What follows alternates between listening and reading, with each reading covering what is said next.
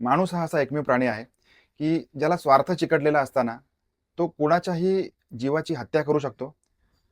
चोरीमारीच्या उद्देशाने कोणालाही मारू शकतो किंवा धन जमवण्यासाठी, पैसा जमवण्यासाठी, प्रसिद्धी मिळवण्यासाठी कुठल्याही थराला जाऊ शकतो. पण प्राण्यांच्या बाबतीमध्ये जर बघायला गेलात, तर अगदी उलट आहे.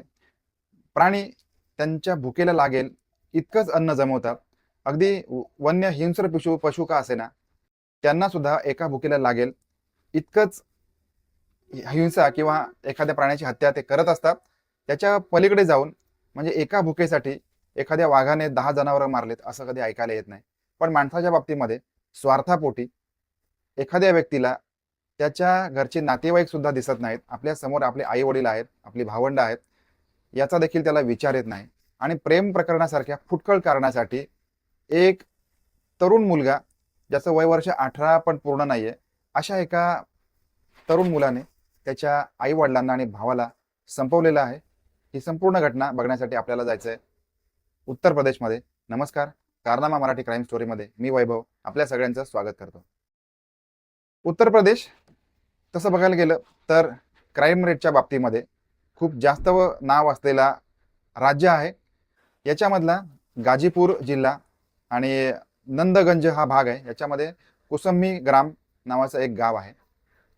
तारीख होती 6 जुलै 2024 आणि रात्रीची वेळ होती. या गावामध्ये एक तिलकोत्सव नावाचा एक रंगारंग कार्यक्रम होता. आता हा तिलकोत्सव कार्यक्रम काय असतो हे जर का आपल्याला माहिती असेल तर कमेंट बॉक्समध्ये जरूर कळवा. आणि या गावात हा कार्यक्रम चालू असल्यामुळे मग या गावामधली जी बहुतांश मंडळी होती हा कार्यक्रम बघायला गेलेली होती. याच्यामध्ये एक मुंशी बिंद यांचा जो परिवार आहे हा त्यांच्या घरी झोपलेला आहे. त्यांची पत्नी आहे देवंती, यांचं वय आहे 40 वर्ष. स्वतः मुंशी बिंद 45 वर्षाचे आहेत आणि त्यांचा मोठा मुलगा आहे रामाशिष, त्याचं वय वर्ष आहे 20. हा संपूर्ण परिवार त्यांच्या घरामध्ये झोपलेला होता. आणि यांचा जो मुलगा आहे आशिष, हा 18 वर्षापेक्षा कमी वयाचा मुलगा, हा त्या रंगारंग कार्यक्रमासाठी किंवा हा तिलकोत्सव हा रात्री काहीतरी ऑर्केस्ट्रा किंवा काहीतरी असणार गाणं वगैरे वगैरे, तर त्याच्यासाठी हा त्या कार्यक्रमासाठी गेलेला आहे. साधारणपणे 3-4 वाजता हा घरी आलेला आहे आणि घरी येऊन त्यांनी त्यांचं जे झोपडीवाजा घर आहे त्या घरामध्ये प्रवेश केला आणि समोर जाऊन बघतो तर त्यांची आई देवंती, त्याचे वडील मुंशी आणि भाऊ रामाशिष यांचा यांचा खून करण्यात आलेला आहे. त्यांना अतिशय दुर्दैवीपणे मारण्यात आलेला आहे. यांचा गळा चिरलेला आहे. संपूर्ण घरामध्ये किंवा हे झोपडीवाजा घर याच्यामध्ये पूर्ण रक्ताचा सडा आहे. आणि हे सगळं बघून आशिष अतिशय बिथरलाय. त्याला आता काय करावं सुचत नाहीये. त्याने आरडाओरडा करायला सुरुवात केली आणि अतिशय त्याची जी मनाची अवस्था आहे ही फार वाईट झालेली. आता त्याची जी बोंबाबोंब आरडाओरडा हे सगळं ऐकून त्यांचे जे इतर ग्रामस्थ आहेत हे त्या ठिकाणी जमा व्हायला सुरुवात झालेली आहे.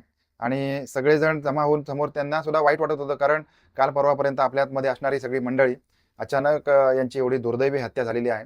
त्याच्यामुळे त्यांच्या मनामध्ये, इतर ग्रामस्थांच्या मनामध्ये देखील घबराट पसरलेली आहे. कारण आज जर यांच्यावर वेळ आली तर उद्या आपल्यावर पण वेळ येऊ शकते.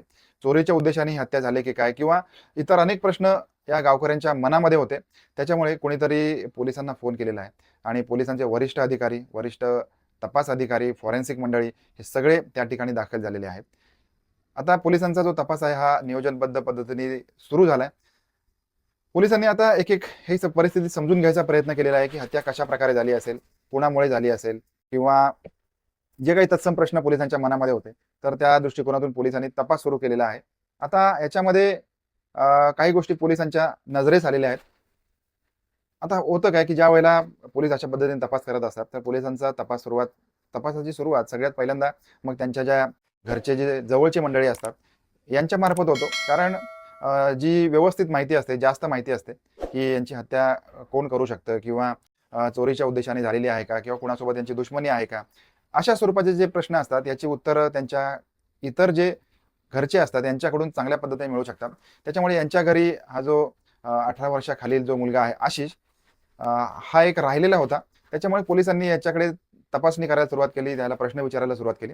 आता हे सगळे सगळे प्रश्न पोलिसांचे होते की तुम्ही कुठे होता, किंवा ही हत्या झाली तेव्हा इतर काही परिस्थिती होती का, तुला काही जाणवलं का, अशा स्वरूपाचे प्रश्न पोलिसांनी त्याला विचारलेले आहेत.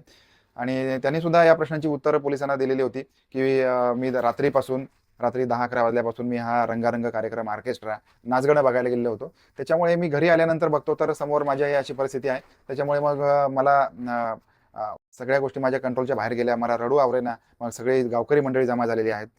आता हे सगळी माहिती पोलिसांनी समजून घेतलेली आहे. तरीसुद्धा एक पाल पोलिसांच्या मनामध्ये चुकचुकत होती, की या तिघांची हत्या होऊन मग हा व्यक्ती सुरक्षित कसा काय? किंवा याच वेळेला हा घराच्या बाहेर असताना हत्या कशी काय झाली? त्याच्यामुळे याच्या बॅकग्राऊंडला काही गोष्टी आहेत का? याचा पोलिसांनी तपास किंवा याची माहिती घ्यायला सुरुवात केलेली होती. त्यावेळेला पोलिसांची एक गोष्ट लक्षात आलेली आहे, की हा जो आशिष आहे, याचं त्याच गावातल्या एका मुलीसोबत प्रेम प्रकरण चालू होतं आणि यांच्यामधून या प्रेम प्रकरणामधून मग यांना एकमेकांशी लग्न करायचं होतं. इथपर्यंत माहिती पोलिसांना कळलेली आहे. अजून एक माहिती पोलिसांना अशी कळली, की आता गावागावांमध्ये पंचायत असतात. तर उत्तर प्रदेश वगैरे या भागांमध्ये तर हे प्रकार जास्त आहेत. तर यांनी पंचायत देखील बसवलेली होती आणि पंचायतीने यांना ताकीद दिलेली आहे, की तुम्ही दोन्ही घरांनी आपापल्या मुलांना योग्य ती समज द्या, योग्य ती तंबी द्या. अशा प्रकारे त्यांना एकमेकांना भेटू देऊ नका. नाहीतर मग जे काही परिणाम होत असतील ते मग पंचायतमार्फत तुम्हाला दंड किंवा ह्या सगळ्या गोष्टी केल्या जातील. त्याच्यामुळे पंचायतचा पण विरोध होता आणि अ, आशिष जो आहे याच्या घरच्यांचा पण विरोध होता, आई-वडिलांचा विरोध होता, भावाचा विरोध होता या संपूर्ण प्रेम प्रकरणाला. यांचं वय देखील भरत नव्हतं. अशा वगैरे, वगैरे ह्या ज्या गोष्टी होत्या, त्याच्यामुळे या संपूर्ण गोष्टींचा विरोध होता, हे पोलिसांच्या लक्षात आलेली गोष्ट. त्याच्यामुळे मग या आशिषला पोलिसांनी एका बाजूला घेतलंय आणि मग घासून-पुसून जी चौकशी असते, थोडंसं दबाव करून ह्या ज्या गोष्टी आहेत, ह्या त्याला विचारलेल्या आहेत. त्यावेळेला जी परिस्थिती किंवा जी घटना त्यांनी सांगितलेली आहे, ते ऐकून आपल्या सगळ्यांना विश्वास बसणार नाही, अंगावर काटा उभा राहिल्याशिवाय राहणार नाही. शनिवारी रात्री म्हणजे शनिवारच्या दिवशीच हा जो आशिष आहे, याच्या डोक्यामध्ये ज्या गोष्टी चालू होत्या, याची कल्पना त्याच्या घरच्यांना नव्हती. याने असं ठरवलेलं आहे, की आपण आपल्या आई-वडिलांना संपवून टाकायचं. जर का आपण आपल्या आई-वडिलांना संपवून टाकलं, तर आपला जो विरोध आहे, हा पूर्णपणे मावळेल आणि मग आपण बिनदिक्कतपणे या मुलीशी लग्न करू शकतो. त्याच्यामुळे शनिवारच्या आदल्या दिवशीच याने आई-वडिलांना मारण्याचा प्लॅन केलेला होता, पण त्या दिवशी त्याचं डेअरिंग झालं नाही.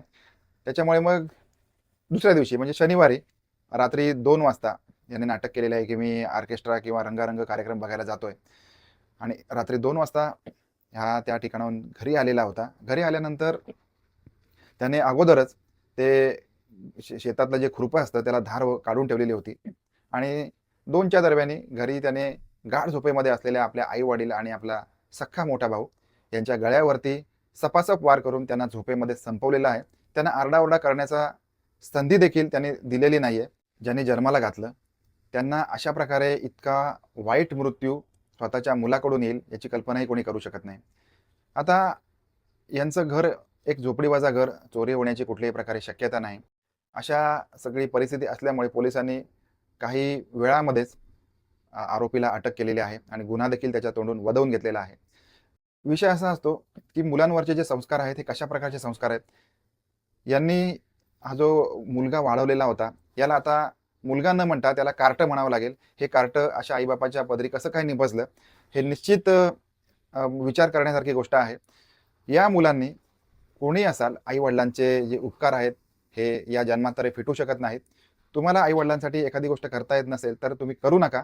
पण अशा प्रकारचा दंड किंवा अशा प्रकारे निर्घृणपणे आपल्या आई-वडिलांना एका प्रेमिकेसाठी जर का ही मुलं मारत असतील, तर पेक्षा दुर्दैवी गोष्ट कुठलीच नाहीये.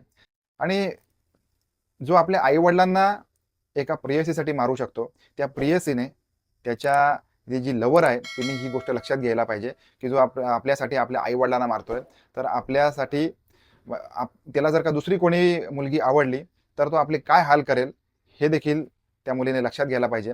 आणि तुम्ही प्रेम जरी करत असाल, तरी त्याच्यातून योग्य मार्ग, इतर काही मार्ग असतील, तर ते देखील आपण त्या मार्गाने गेलं पाहिजे आणि एकंदर जे आपलं आयुष्य आहे ते सुखाने जगलं पाहिजे आणि जे आपले आई-वडील आहेत, त्यांना सुद्धा सुखाने जगून दिलं पाहिजे. अशा ह्या ज्या घटना आहेत, ह्या कुठेतरी थांबल्या पाहिजेत. याच्याबद्दलचं आपलं मत काय आहे, ते जरूर कळवा. भेटूया पुन्हा एकदा बरोबर रात्री 9 वाजता नवीन क्राईम स्टोरीमध्ये. तोपर्यंत आपापली काळजी घ्या.